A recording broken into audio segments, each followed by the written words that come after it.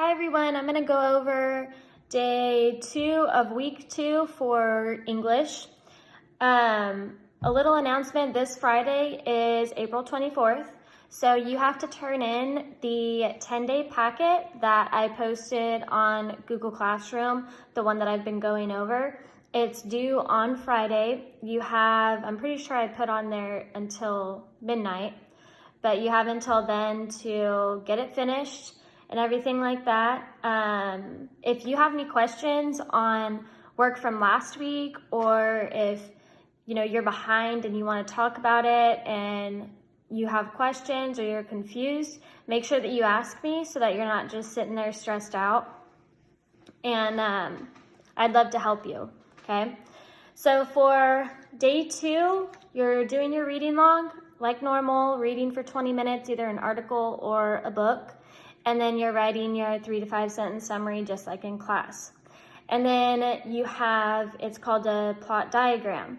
We worked on a plot diagram before we left for the whole, school's out or whatever. Before we left, we were working on plot diagrams.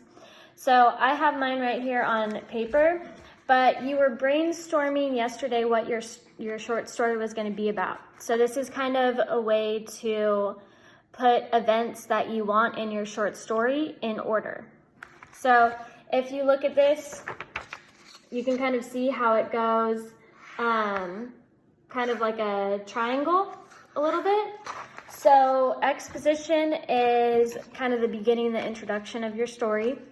The rising action, that's action leading up to the big turning point of your story. And then the big turning point is your climax.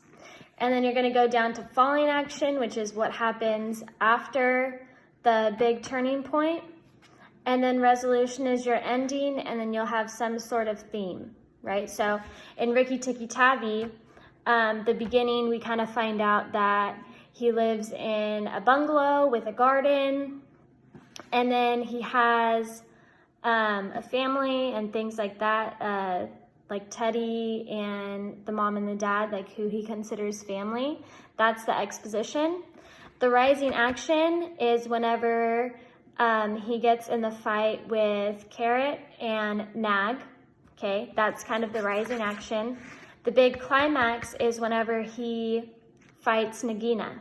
Okay, that's the big one because Nagina was the last kind of enemy that he had to defeat in order to keep his family safe.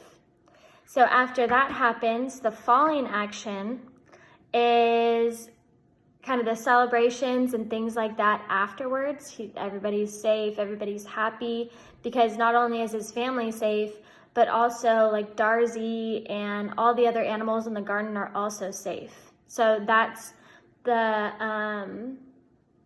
events that happen after he kills Nagina, okay?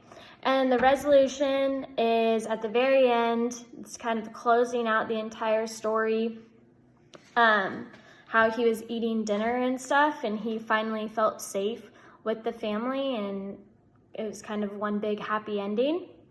And then the themes that we talked about was courage and bravery, okay? So you're going to be filling out this plot diagram just with your story, okay? What you want in your story. It doesn't have to be perfect. You can kind of line out ideas if you want. It doesn't need to be the complete story, but I would just put what you want in the beginning, in the middle, the big point or the big turning point, and how you want to close it out, kind of giving yourself a kind of like a plan of how you're going to write it for Wednesday, Thursday, and Friday, okay? If you have any questions, let me know. I can help you guys write the story if you want. If you have ideas and you kind of want to bounce them off me, that's fine. You can send me a private comment, or you can text the number that I'm putting with this video, all right? Let me know if you guys need any help, and have a good day.